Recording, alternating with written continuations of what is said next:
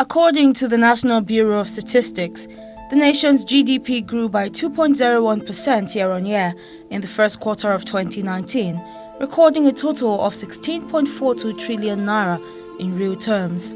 Of this figure, real GDP growth in the manufacturing sector was recorded at 0.81% year-on-year, showing a decline of 2.59% when compared to the same quarter in 2018.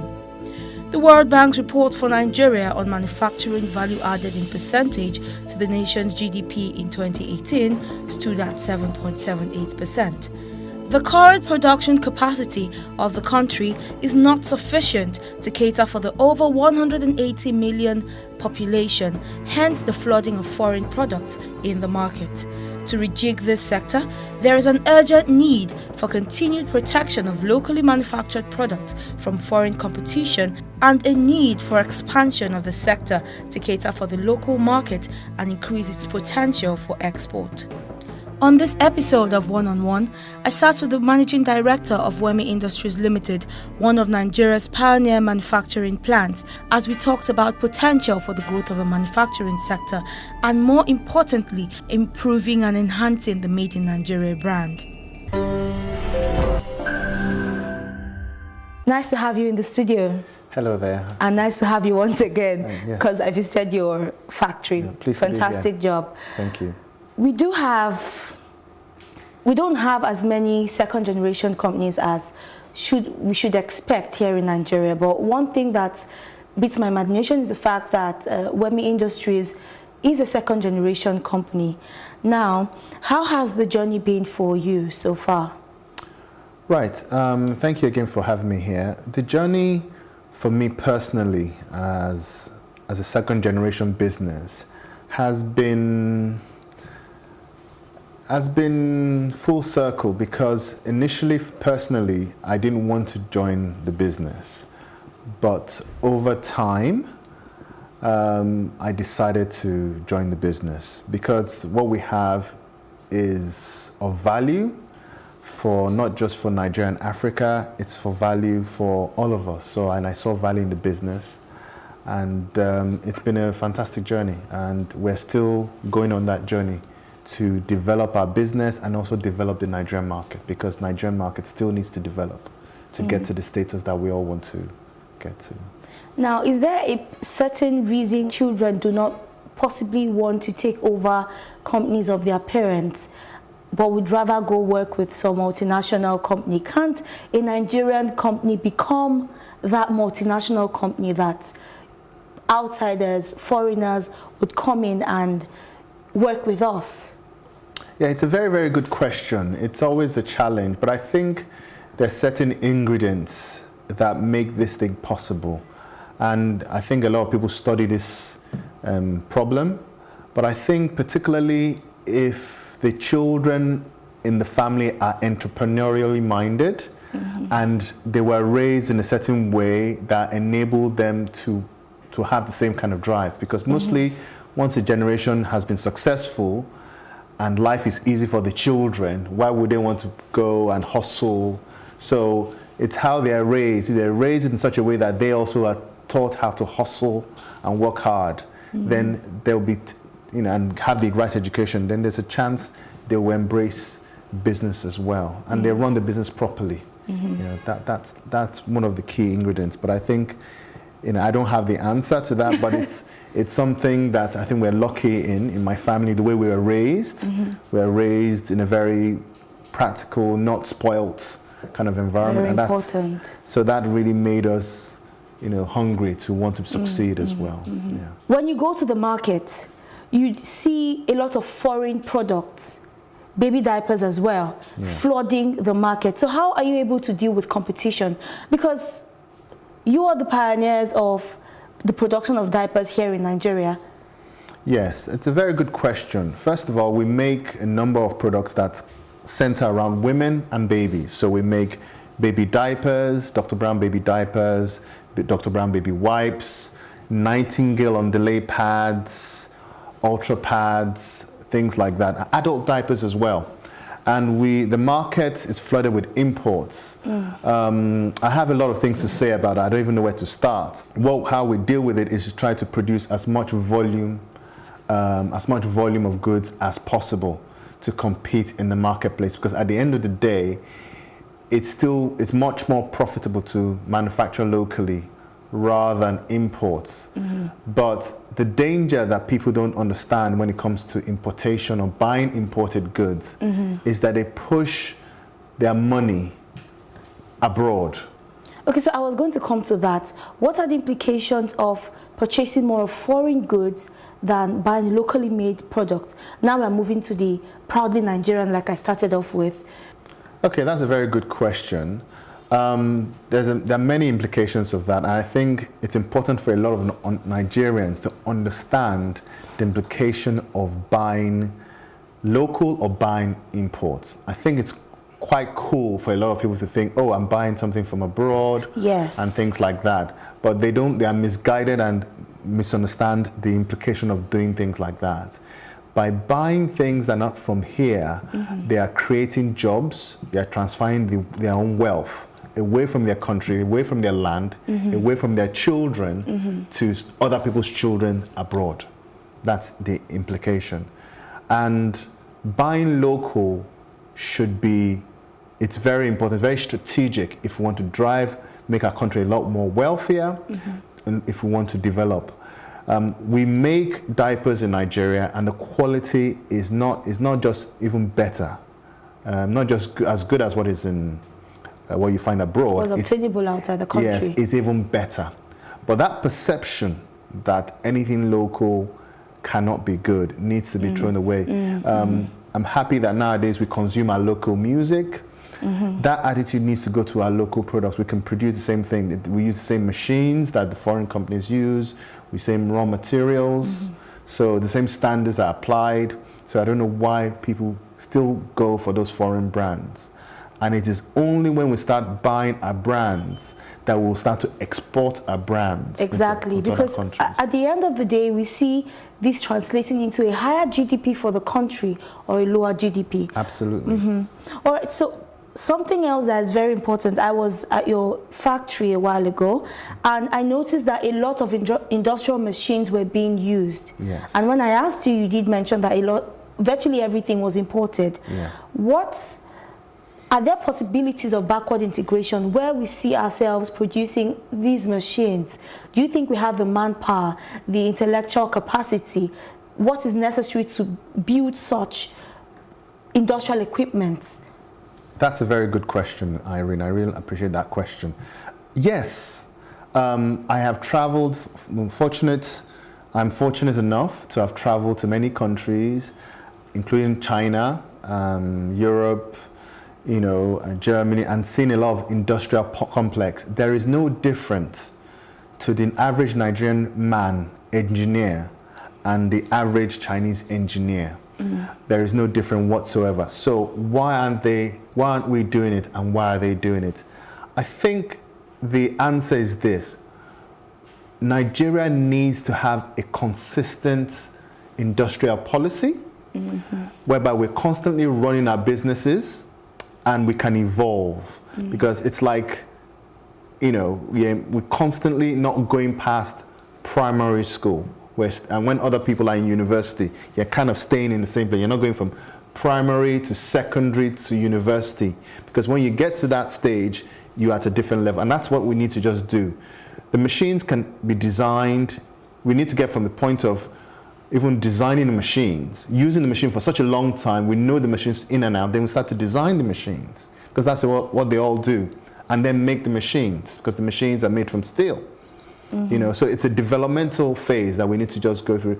A lot of Nigerians can do that, and if you research this, you find Nigerians in diaspora in these countries working in these industries, building these machines. So there's nothing really complex about it. It's about industrial policy being consistent, a lot of manufacturing businesses evolving and growing to a certain size. So basically we should get more serious with industrialization here in Nigeria, which is a topic we've been clamoring about for so long. Not only that, let me even give you one specific, not only industrialization, localization of industrialization. That means the indigenous Nigerian businesses needs to develop so that, because it's the indigenous ones that will be able to develop the industry and get that knowledge base in, because the international ones are still international. They have that intellectual property, they have it local, and they can take it away when they decide to leave. But if it's local, the Nigerian can now pass that knowledge to other Nigerians in the business, into the universities, and that's how you can evolve, develop even faster. Okay, so we'll just hold on for now and take a quick break. We'll take a break now. Stay with us. You're still watching One on One on Plus TV Africa.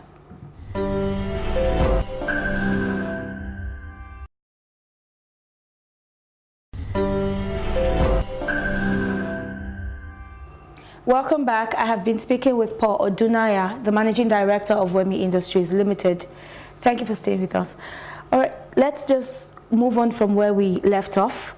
I know you did spend a large part of your life in the UK. What's their approach to domestically manufactured products?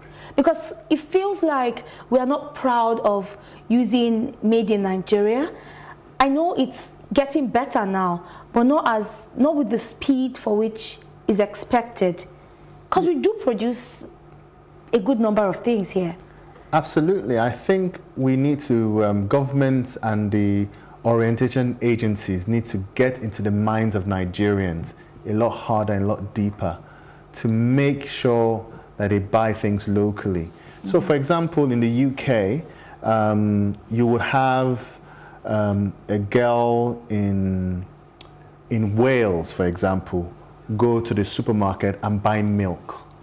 She might see a French milk carton and say British milk carton. She's more likely to buy a British milk carton because she knows that maybe her uncle is a farmer and you know, a brother they is have that consciousness. There's the consciousness that, oh, I'm buying it. But when they say a foreign product, they can't even read it. They're more suspicious. They're more suspicious of something foreign. In like anything that's not from their country, they are a bit suspicious, they don't trust it. But here is the opposite, you know, whereby if it's foreign, they trust it more than... They're quick to grab from the shelf. But that shouldn't be right, that shouldn't be the right way of thinking, because, you know, Nigerians should wake up. People from those foreign lands are ready to dump things that they don't like into our countries. They're ready to push those things they can't sell into our country. So for example, in the marketplace, you see white nylon bag diapers, which are rejects in those countries. They are rejects. They're not up to the standards. They're not up to the standards, and they're sold at low prices, extremely low price, and people buy them. Why do we allow ourselves to accept rejects? Are we of that standard? Are we of that lower standard? Are we not good enough as those people using those products there that they can't use the reject, that we are using them? Are we not good enough to use quality products? Why are we taking second hand? Are we not good enough to use new cars? Why are we taking second hand cars? We need to think hard. Why do they feel that this is the place we can sell that to? Why are we the ones they're choosing to sell that to? We need to kind of wake up our thinking. Why can't they use it? Why is it me you're selling it to? Why should I use that? It is when we reject these things that they would stop coming into the country. Stop coming into country. Nigeria stops being a dumping ground. Absolutely. And we start forcing our local guys to make it. That orientation needs to go. We need to make imports more expensive. Because if I go to another country in the UK, imports are more expensive than local stuff, unless there's a special policy or special preference for this good. Maybe it's a medical good for a certain reason. So that's the difference. The psychology is not the same. Now this brings me to the subject of integrity. Some Nigerians will tell you, oh, I'd rather buy things from outside the country because I do not totally trust the quality of the same products made here in Nigeria. I did visit your plant and I saw how the integrity test for the baby wipes, for example, who should be blamed for it? I would say it's just in our culture. I think it's been, for a long time, it's been cool to say, yeah, this is not from here, I got it from abroad. But I think they should trust what is local, because we have agencies like NAFDAC, agencies like SON. We have a lot of agencies that visit factories almost on a monthly basis, checking, testing all the time. We need to believe in ourselves. But those foreign products, when last did they go and check, can they be assured that what the quality of the product is when they come in? They can't be sure when it's imported. Do we know whether it's the waste they're selling to us? We can't know. The other day I bought a carton of cranberry juice, and we just decided to cut it open. We saw a lot of glue and messy things in there, and they're imported. So I think that psychology needs to change. If they want to find out about the quality of our product, they can check. If they have complaints, they can call. Because yes, when you manufacture, there can be the odd error. It's within the reach of complaints. They can complain. They can email. They can access different people and find out. They can go. They can touch and reach. But things that are not from here, it's not that easy to touch and reach. So you have more access to change and improve when you're local. What would you say that the government's approach to counterfeit has been? Have they been helpful in this regard? Well, we're as good as we want them to be. They've been helpful. The problem is that, government doesn't have enough resources to deal with it. But I think there are things I'm aware of that they're trying to do to improve that. Of course, there are counterfeit of our products. We found some counterfeit of our Nightingale underlay pads in the marketplace. They'll copy the exact thing, and they'll put a different name. They'll take the brand, take it to China, have it made, bring it back at a cheaper rate. In fact, at Dr. Brown Diapers, we found a fake version. They didn't sell it to Nigeria. Somebody made it there and sold it to Ghana in the market. So because we're not in Ghana yet, someone was making a copy of our brand, counterfeit, and selling it in another African country. So they're in collusion with manufacturers abroad. So as I said, and the quality was just nasty. So all this belief that everything that's from the white man's country, I'm sorry to use that expression, is better, is false. Because people are ready to dump and sell things to us. And, there are babies that suffer rashes, as a result of this kind of products that are infiltrating the market. Leakages from the diapers, but because it's cheap and it's profitable, people go into this kind of business. But the psychology in all the industries, food industry, needs to just change. We need to just, the way our psychology has changed, I'm so proud when I say, they're playing mostly Nigerian. Our fashion, our music, I think it's doing very well. That has to happen when it comes across board, across the entire value chain. Absolutely. Clothing, everything needs to start to change back. And when you start to do that, you start to see the wealth is retained. Wealth is retained. Translating into a higher GDP for the country. Absolutely. People have better standards of living. People are living. Yes, I want to just make a point. Because we are not just a local manufacturer, we're a Nigerian manufacturer. So the value chain that we impact is massive. Engineers are all Nigerian. HR, scientists, microbiologists work with us. We have all sorts of talents that work with us. We have creative people that work with us. Job creation. We have distributors. We have salesmen, saleswomen. We have vehicles. We have roughly about 400 employees. But then let's just talk a bit about how the African Continental Free Trade Agreement that was just signed by the president, how it's going to affect manufacturers like you. All right. The idea of the free trade agreement, it's a very good one. On the face of it, I think the devil is in the detail. And I think the only concerns that a lot of manufacturers are worried about is if the industrial nations like Europe, China, and the US try to get into that free trade country through the back door by claiming it's African. So because we don't want setting up plants in some of these countries and then producing. Or how do you mean? Not necessarily. Maybe setting up, because you can set up a plant, fake plants, and import your goods in and claim it was made in Africa. You can do that. So those are the things we want to guard against. But I think the idea is fantastic because it increases the market we can sell our goods to. It's rather than it be a 200 million people market, we're looking at a 1.5 billion people market. So that means I can export not only to West Africa, which is ECOWAS, which is a free trade zone already. I can go into Central Africa, into South Africa. I can now plan on a global, in a larger market scale. So potential revenue and income generation and transformation is huge if it can work out, because it's about reducing tariffs and making market accessibility increase, and that's the only way we can lift our people out of poverty. Of course. Yeah. All right, so we'll just hold up with that thought now. We'll take a quick break. You're still watching One on One on Plus TV Africa.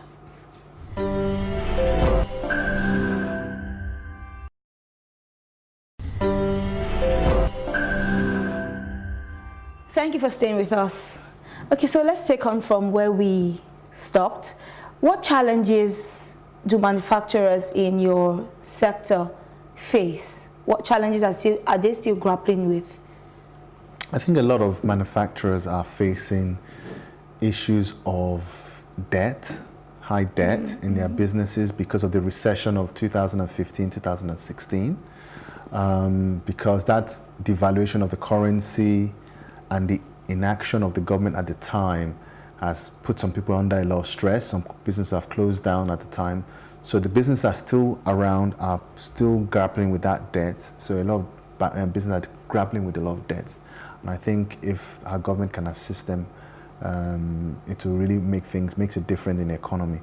Then also there's issue of power, of course. That's the normal story. Everybody knows there's power issues. If power can be done in such a way that industrial businesses can have constant power, because at least they'll be generating money for the economy and generating business. If that can be done, I know government is trying to do that, but I think the answer is that government shouldn't do too much. You know, they can't do everything. Share some of the burden with other parts of the country. You know, there should be a kind of restructure in the way we do things so that the burden is not so much on one part of the country. Perhaps the private sector can take a bit of the burden. You know, I think there should be, as a nation, we should share part of the problem, and to make the problems easier to resolve. There are issues relating to over-dumping, over-importation for manufacturers. They're not being protected, but I know government, there are things in the works by the government to kind of reduce importation of goods, because importation is really harming us. It's harming us, and it's harming investment, it's harming development. We need to wean ourselves from this bad habit and start to process our goods rather than, pay, so much cost and take our wealth away from our country to that foreign country. I think I can't say that enough, that we need to retain our wealth in our nation. If you go to other countries, they work so hard to retain their wealth within the nation. And on the issue of the public-private partnership, do you think the government is doing enough in terms of collaborating with private business owners to expand the scale of businesses and business interactions that are being done? Yes, I mean, to be honest with you, I have been working with the Trade and Investment Department of the Ministry of Industry, Trade and Investment. Yes, I've been working with them to develop a policy. So the policy in our industry is coming out that will restrict some imports in our subsector. And I think government is trying to do a lot of things. There are civil servants who are generally patriots of our country, who want better things. So we shouldn't just, I'm reluctant to hammer the government as we do. There are people trying their best in there. But I think what I would appeal for is government should move a lot quicker.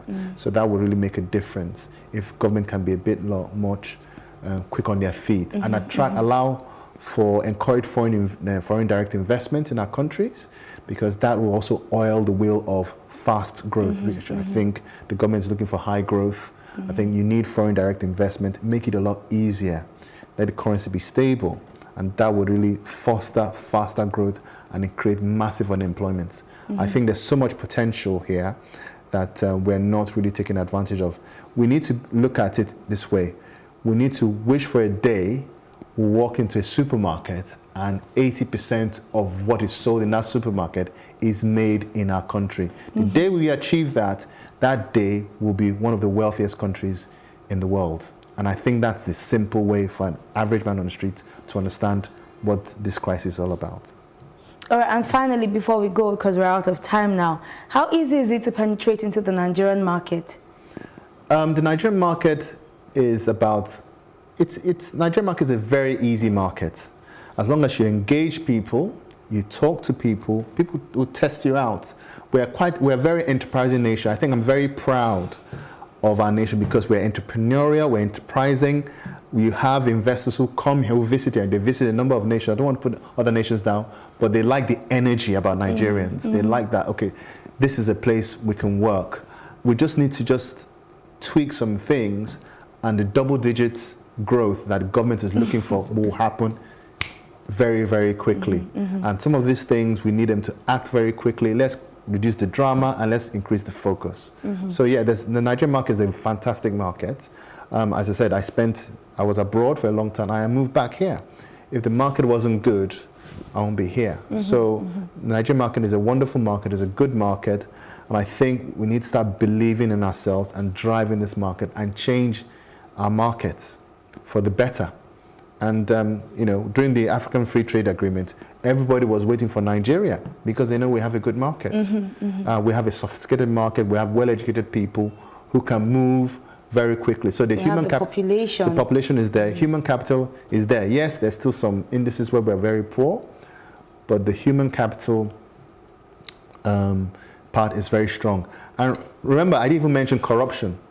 I think corruption, yes, can be a bit of a red herring.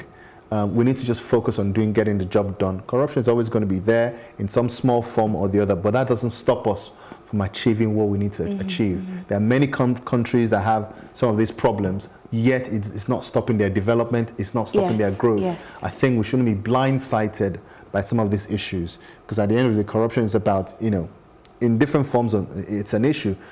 I think for me, it's the legislative part of the country and the legal profession is strengthened, then we shouldn't worry about it. If you do wrong, you're prosecuted and you go to jail. Once that part is working, we shouldn't be thinking about these issues. So I think it's more of an ineffectiveness of our legal structure in the country. Once that is sorted, I think we'll be a better place for doing business. But I think Nigeria is already a good environment for doing business. This has been a very informative conversation. Thank you very much for joining me in the studio. Thank you so much. It was wonderful having you in the studio. Yes, thank you. That's all we can have for today. For more content of this nature, find us on Facebook, Instagram, LinkedIn, and YouTube, all on Plus TV Africa. From our Lagos studio, I am Irene Ubani. Bye.